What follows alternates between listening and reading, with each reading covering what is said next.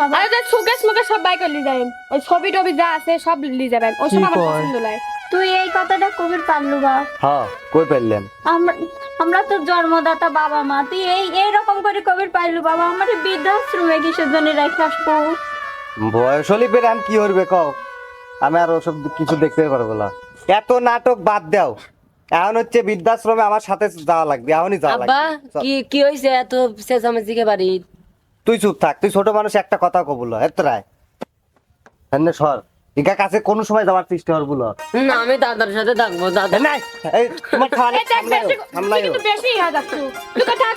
বাজান রে, কেবল তো মাত্র 60 বছর বয়স। আল্লাহ যেন আর আমাকে আর বেশি লয়, আর 30-40 বছর যেন বাঁচার আহে। 100 বছর বাঁচার আমার খুব ইচ্ছে।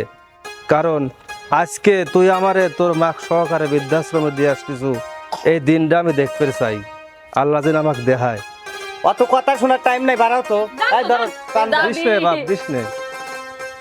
তুই দিন আর দাদি দাদি হরিস রে, তোর দাদা দাদি নাই, মনের বউ মরে গেছে। চলো আমরা তোরে তুই কেমন করে থাকবো? সে যেভাবে থাকবি পারবো না কাঁদে না কাঁদে, চলো চলো। তুই কিন্তু দাদি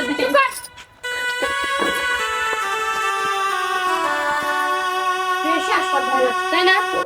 ও স্যার, স্যার, হ্যাঁ বলো। ও যে আমার বেটার বউ যে আমার থুই গেছে, হ্যাঁ নাকি একবার খোঁজ খবর লিবি রাইছিল? খোঁজ খবর যদি লিবেরি আসবি তাহলে আর বৃদ্ধাশ্রমে কে?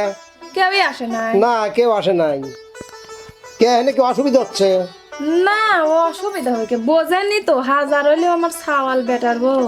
তা ঠিক আছে বুঝলাম, কিন্তু সাওয়াল মেয়ে যদি মানুষ না হয় তাহলে তো আর করার কিছুই থাকে না। ঠিক আছে। আজ কতটা দিন লাতি লুকারে মুখ দেখিনি, তাই মনে হইলাম যে একটু যদি আসলো না একটু দেখলাম নি।